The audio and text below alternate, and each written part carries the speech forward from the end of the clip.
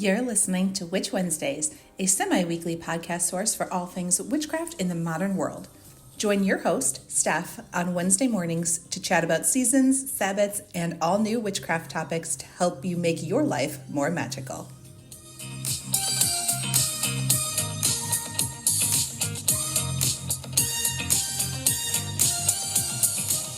Welcome back to Witch Wednesdays. I have a guest here with me today to chat, and it is somebody who has been here before, but has a new product out. So we are going to go over all of the details. First, I am going to turn it over so she can introduce herself, let you know where you can find her online, and then we'll dive into some questions.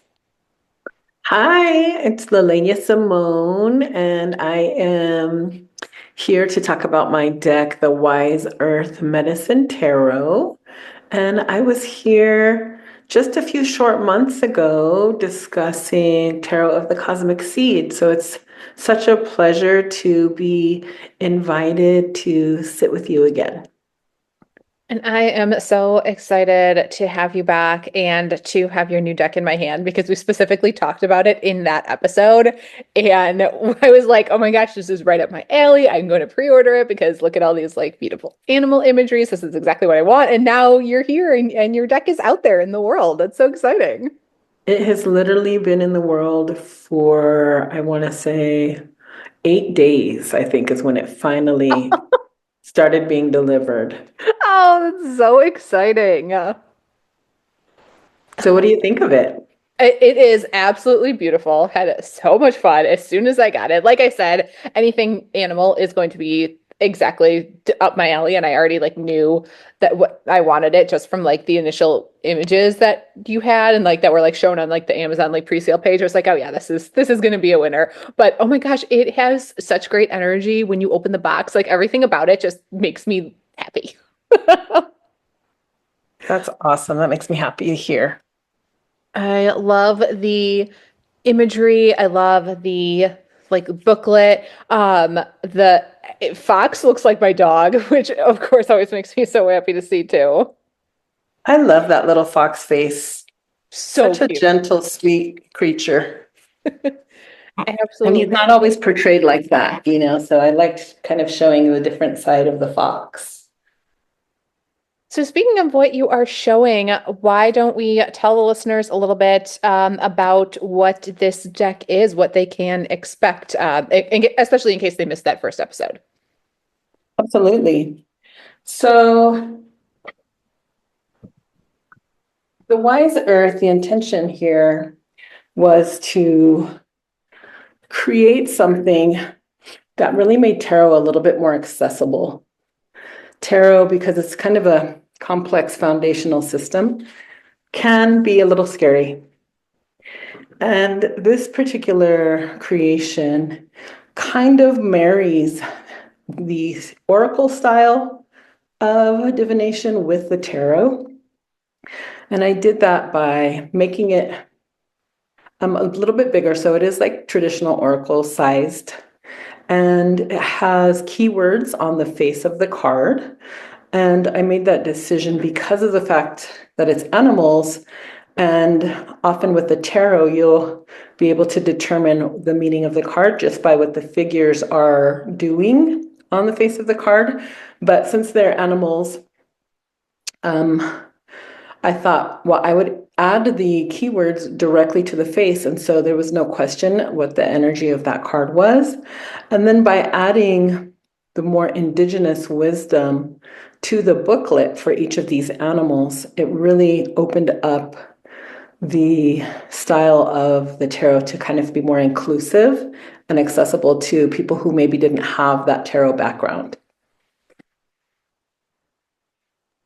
I think that makes a lot of sense, having worked with the cards, because I do know a lot of people that are intimidated by getting started with tarot and are sometimes, thrown off by getting the first deck, especially. There's a lot of mythology around, you have to have your first deck gifted to you or something like that. And no, my thought is if you want to go out and buy this adorable little animal deck, you should do that. Yeah, we run into that mythology because I also own a little metaphysical shop here in Denver. And people ask us that all the time. And I say to them, there's people living out in the middle of nowhere, and these are brilliant tarot readers that would never have had the opportunity to read the cards for people if they had waited until someday somebody gifted them one. So that's an old wives' tale. Absolutely. And I always feel like I I know what I want. I know what I like. So I want to be able to pick it out for myself, but I also know that I can sense sometimes energy of different decks if I'm like looking at a couple of them in store, and I can sense when some are like, yeah, no, I'm not going to work with you, so don't bother. Exactly. But I did not get that from this one, so that was very exciting. So why did you decide then to do a tarot deck at all? Was it because you work in this shop and we're getting a lot of questions about it, or just something that you were guided to across the whole of your journey? So it's so interesting the way the decks kind of come through me. I know now that after this, I actually just completed my fourth deck. This is my work. I have a deep connection with the visual and artistic side of the tarot. And I love projects and I love being busy in creation. And so I feel like I will be probably working in this realm for a long time. And when I start a new project, I play with a lot of different images and styles, and I just kind of play around and explore creatively until something hits. And the first card in this deck is the elk. And I've had run into this beautiful image of this particular elk many years ago, and I save images like crazy because I never know if something touches me. I never know when it's actually going to be used. And so I pulled it up and I started playing with it, and then I started drawing these little white tattoos or like doodles on its horns. And that's when I got the download. And I was like, oh my gosh, I can create a deck and bring forth the medicine of all of these different animals and plants and insects that is inherent through so many different indigenous traditions. Um, and I can also have the opportunity to do all of these beautiful little hand-drawn elements on them and just colors and layers and all the things that I love about creating cards. That's such a fascinating project and process. Uh, for nothing like that work works in my life. I just don't really have that like creative, especially artistic side of my brain. I can do, things like this, like podcasting and like videos and stuff, but that artwork creativity, I just do not have that. So I absolutely love and appreciate that ability in other people. And I think that's just brilliant how you have come up with all of these different ideas. But it's also super interesting to me that I can tell that it's yours. It's like there's just like something about it. Like when I opened it, I was like, yeah, this is what I remember. Like it has like your style, your energy. I don't know what it is. I don't know exactly know how to explain it, but I knew that you made it. I love that. Because when I first started creating Tarot of the Cosmic Seed, I had been an artist throughout my life, and digital art was new to me. I always loved collage and drawing and painting and all these things. And so digital collage and art was a new realm for me. And so as I was creating that deck, it felt like each piece was so distinct from each other, and it didn't feel as cohesive of a deck as so many others out there where it's just like this is the artist and this is their style. And I feel like my style really developed through the creation of that deck. And so now this deck feels so cohesive. And it's so nice to be able to look at one card from another and know it's from the same deck. But I love that you're able to still pull those threads together, even across these different projects, and feel like you could feel me in them. And that means a lot. Yeah, it's fantastic. I just love the energy that it has. Do you have a particular favorite or couple of favorites from this deck, or are they all your children? I do have quite a few that I love. So I'm an Aries, the five of fire, the ram. I feel like it has so much energy. I really love the death card. It's a vulture, and vultures are such strange looking creatures. And I remember finding this vulture several years ago and knowing that one day I would find a way to use it. Um, and it was the perfect image for the energy of this card.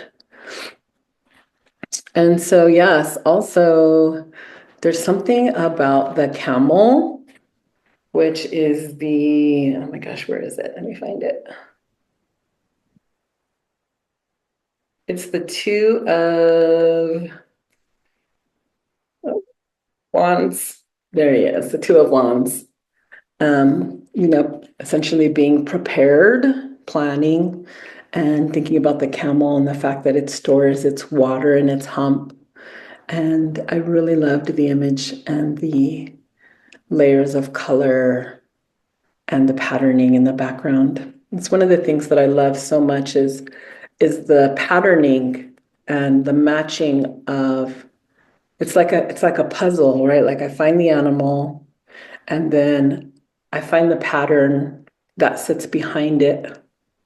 And so I have to go through this process of looking at patterns and matching it and then layering color on top and then finding the botanical that feels like a match. And it's just this really curious journey of letting the card kind of invent itself. Very neat process. Uh, I wonder, I keep having, because I'm like doing some spreads like mostly to get to know the deck, like get to know each other, I guess. Like, set up the energy and stuff. And I keep pulling the buffalo. I wonder what that means about it. I mean, obviously I've like read the description, but I haven't exactly paired what that like is matched to in my life, like my current energy. But like I like the buffalo card. I'm like, I like the colors of it, but I'm like, I wonder what that means in my life right now. I haven't figured it out yet. That's so interesting. Do you read the tarot regularly in your life? I used to more than I do right now. It's not as strong of a practice at the moment. Ebbs and flows, like all things and like all parts of practice. So Mhm. I'm in an ebb right now. Well, one of the things that tarot readers say is that when you pull a card quite a few times, that you have a stalker card, that there is something really specific for you to know from this particular energy. And it's letting you know that you need to like pay attention to it. And so there's some really cool, like when I'm kind of just like unsure of, sometimes I'll make up my own spreads, or maybe I don't have like an idea for a good spread, but I'm asking a particular question. I will just Google spreads. And if you Google stalker spreads, stalker tarot spread, there will be like three or four options for you to figure out like what specifically is this card coming up and trying to tell me. Oh, all right. I am definitely going to try that. So yeah, I mean, I know because your deck does like you have the booklet to go along with it to explain. But then like the buffalo is like the nine of fire, so like they're intuitively like if you've read tarot before, it does like fit and make sense and it's not difficult to try. It's not like you're learning a whole new system here or anything. Exactly.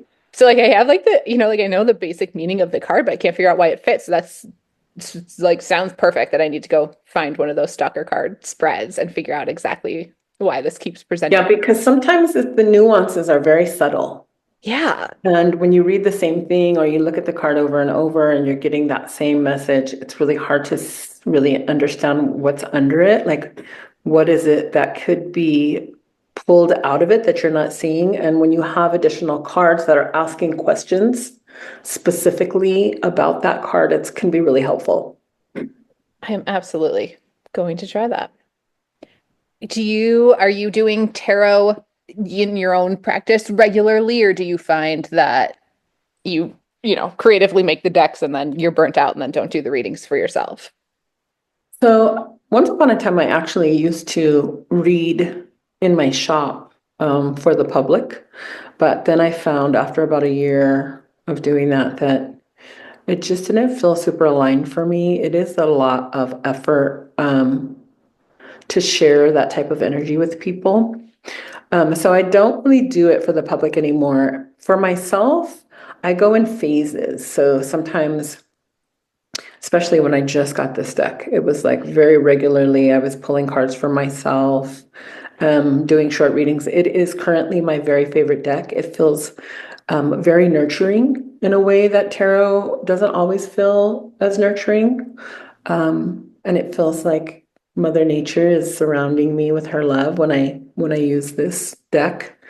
And so it has been very present for me, and I have been definitely doing more readings in the past maybe month or two than I had previously. But like I said, I'll go and sometimes it'll be months, and then I'll, go through a few weeks where I'm picking a card or two every day. So yeah, I'm definitely not one of those regular readers for myself. It's kind of a hit and miss, and just depending on what's happening in my life and when I feel like I could use that extra guidance. Yeah, that's how I feel too, is like when I need extra to help or something is when I turn to it rather than doing it, as an everyday practice. Just not currently the season of my life to do it every Mhm. single day. But yeah, I also appreciate, maybe this is why I like animals or like animal-based decks, is that I don't like like human faces. Like I never carried around dolls as a kid. Like they creep me out. Like there's just like something about it I don't like, and I don't like artwork that's has like human faces in it. So maybe that's why like a regular tarot deck just has never worked for me. So I'm like animals though. Animal faces are cute.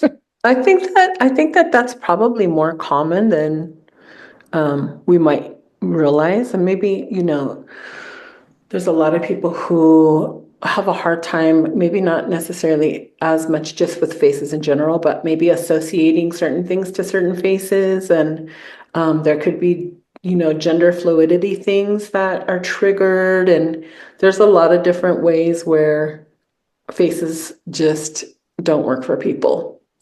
And that was definitely one of my considerations with this deck, is to be able to touch people who maybe were turned off by the traditional cards and all of their figures. And so it's another way to reach folks.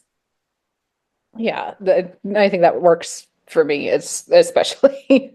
Um, but I like also in your book that you have not only, the traditional tarot meanings with cuter pictures on them, but you also have the medicine on each card. I think that was a really unique feature. So there's this beautiful, in all these indigenous traditions, there's this beautiful aspect of each animal and plant and insect that it carries an energy.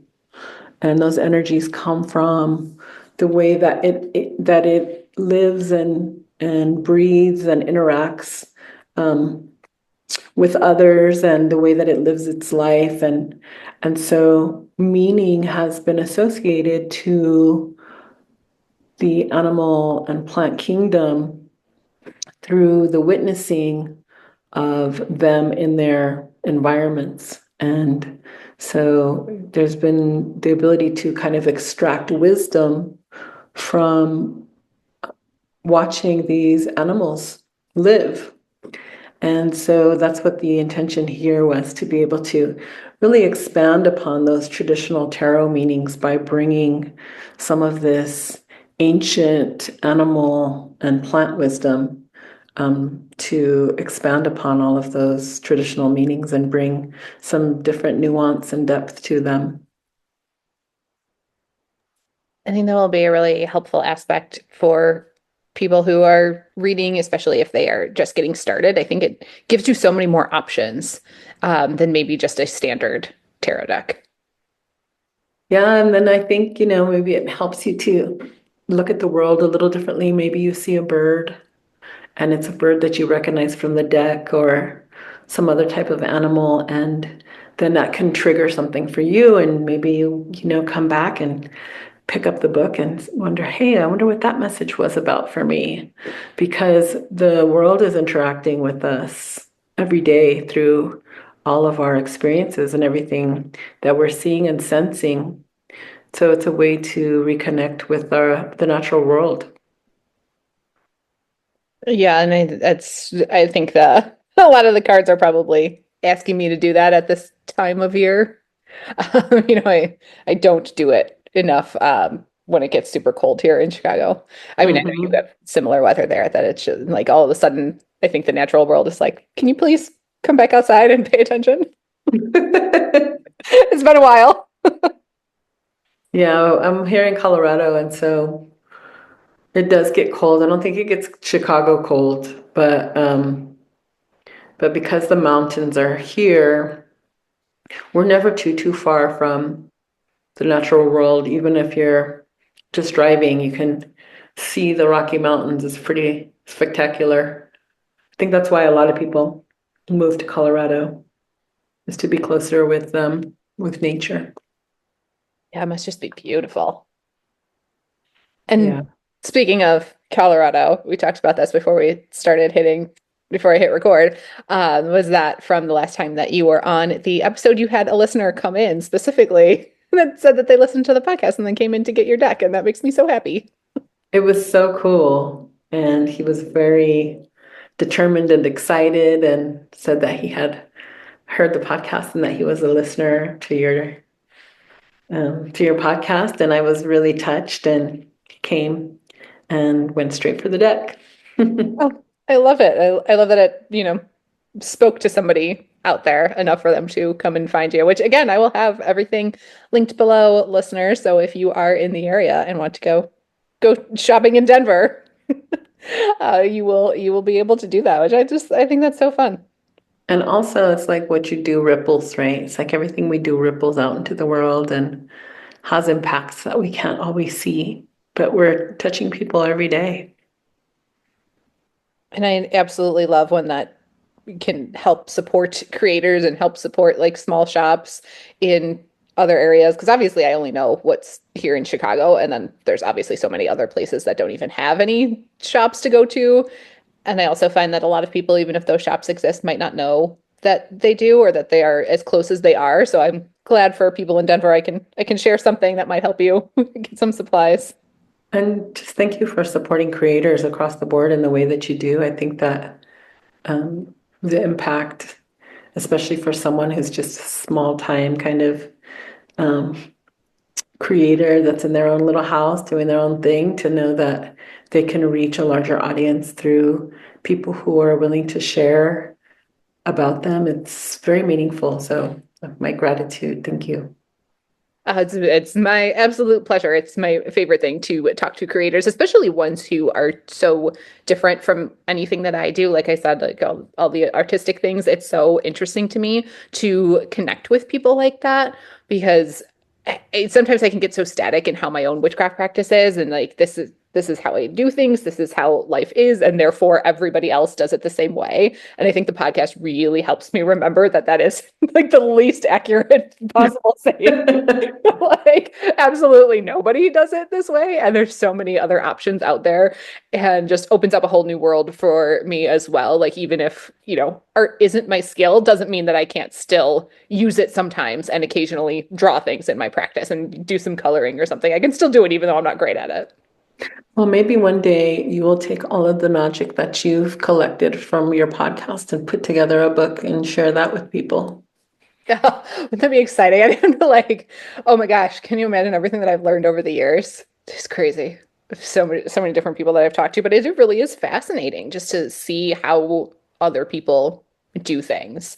But even that, like, been doing tarot so long, and if you worked with that Rider Waite system for so long and like the original deck, you think that that's like the only way to do things or like it's so rigid in the structure. And then you get something like this one and it takes the basics, but then really flips it on its head and gives you like so many different, more like options. So it's all fascinating for me to see all of that come together. Yes. A beautiful world we live in. So for beginners, if they have never picked up tarot before but have an interest in it, do you think they could start with this deck, with the Wise Earth Medicine deck? Yeah, I think this would actually be a really great intro deck because it does kind of have that crossover. So it does have more of a simpler system, but it's still very much related to the traditional format. And so it can be that kind of gentle entry into the world of tarot while still kind of serving as that simple oracle style deck.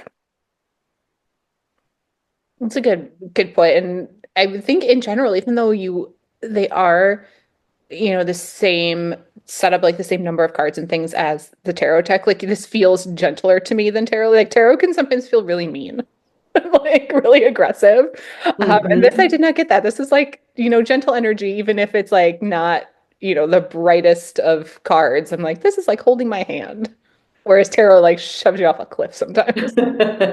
Well, the thing with tarot, they say that the tarot has, well, at least with my experience, I would say there's about an even number of positive, negative, and neutral cards. And the way that I look at it is that even with the negative cards, there's still something in it for you. The challenges grow us in all of these important ways. And so I feel like it's important to showcase that these harder lessons that we learn are a step towards our eventual expansion in some way.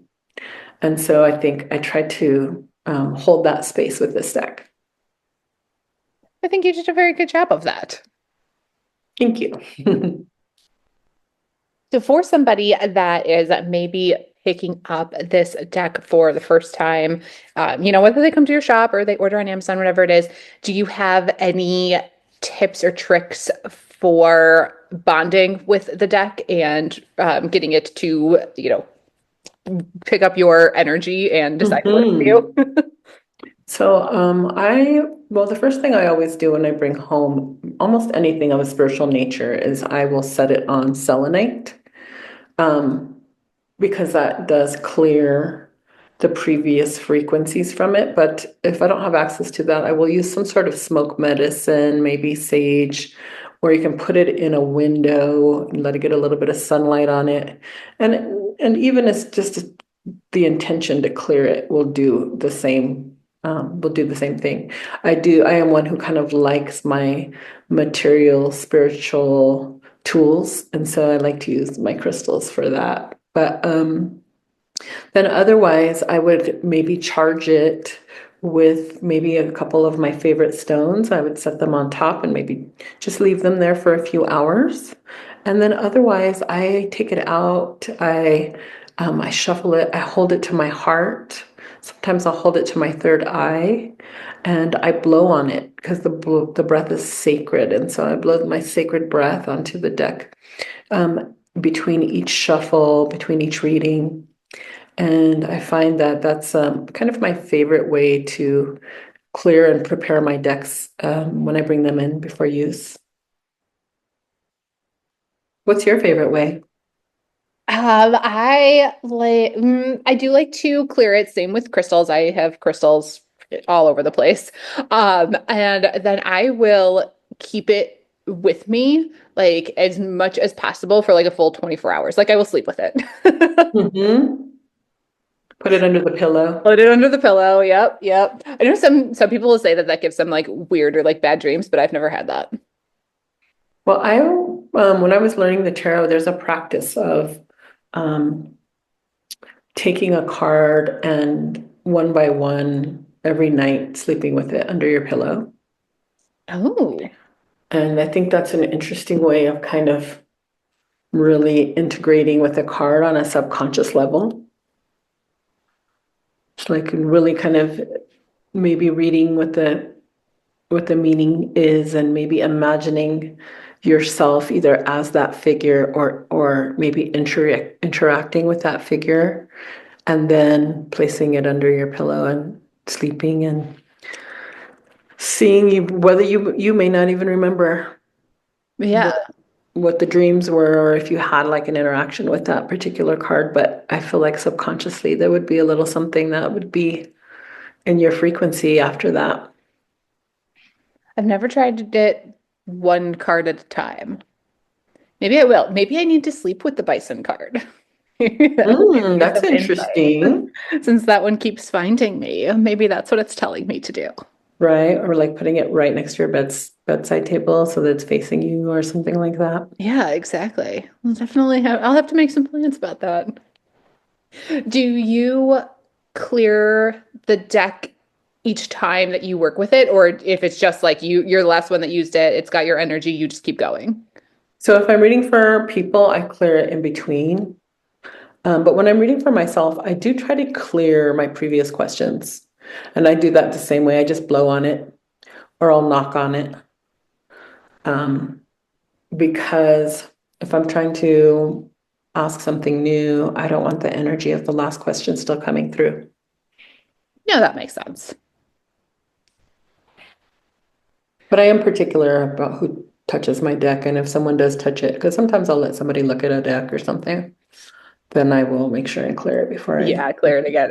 I do that too because I've got them sort of like all over the place, but lots of people want to like touch them and see like I mean especially yours they're like oh look at the animals and want to like shuffle through it and like see all the different pictures which is fine with me. I like want people to see it and love it or whatever, but yeah, then I do have to clear it out to make sure that it's just Hmm. my energy answering my questions. Exactly. But I know some people are very particular and like won't let anybody else like touch their decks, like no hands but their own. But I don't think I could ever enforce that in my house. Yeah, it's hard And why, but when I you have someone who like wants to touch it and you want to let them appreciate it. So, yeah, appreciate all the artwork, man. No, I have a cousin whose daughter is in high school and is now into all things witchcraft. So she just wants to come over all the time and read all the books and like touch all the decks. And I'm like, well, you have a great time. I have it all in like one area, and she just like could live up there. oh my So gosh, you're her favorite person right yeah, now. I am. I am. I have graduated to top of the list, which for what, a 16-year-old, I will take it. You know how cool I feel? A That's so 16-year-old, I'm like their awesome. favorite person. I'm like, wow, I'm I awesome. love it. You're gonna live in her heart forever for that, you know. I mean, that is high praise for a teenager. Okay. And yes, she has not gotten to see your new deck yet, but I know she's an animal lover. Like I am, so I know she's going to be very excited the next time she comes over. Well, Well, thank you so much tell for. her I said hi. Oh, I absolutely will. Thank you. And thank you so much for being here today for the second time and chatting even more about tarot and this deck. It was great to have you here again. Absolutely, it was such a pleasure. I really enjoy chatting with you, and thank you for making the space for these types of conversations. And listeners, I am going to have everything linked as always down below and in the show notes over at witchwednesdays.com. So if you want to find the Wise Earth Medicine Tarot deck that we are talking about and see all of this great animal imagery that we're talking about, that will be linked there, as well as if you are in the Denver area and want to go check out the shop and have a chat in person, then I'm going to have everything linked below so you can find all of those things easily. And that is everything that I have for you this week. I will see you all next week.